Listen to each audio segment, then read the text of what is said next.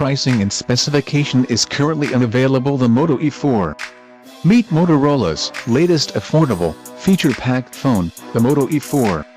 It looks just like a Moto G5 Plus, but it's smaller and cheaper, costing only $130 or £129, which converts to about $215 Australian dollars. The E4 has a slightly more expensive sibling, the larger E4 Plus, which packs a behemoth, 5,000 mAh battery.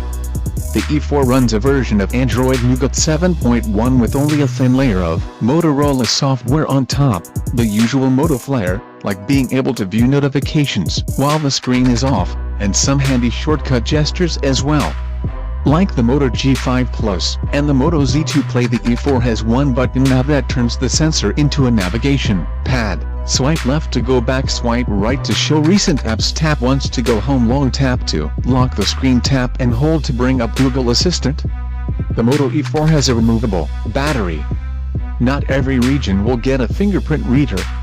For those that don't, the Moto E4 won't be able to secure the phone with a fingerprint or navigate you around your apps. The Moto E4's body has a familiar, simple design with rounded corners and is splash-resistant. The back is unapologetically plastic, and pops off so you can swap out the battery. Yes, it's removable. The Moto E4 has a selfie flash. It has 8-megapixel rear camera that shoots decent photos, but the dynamic range isn't great.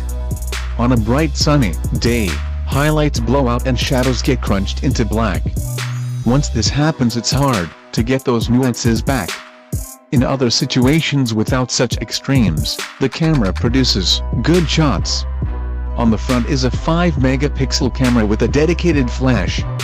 In dark situations, the flash gave selfies a harsh artificial look, but in backlight the flash added a nice touch of light to make pictures look more even.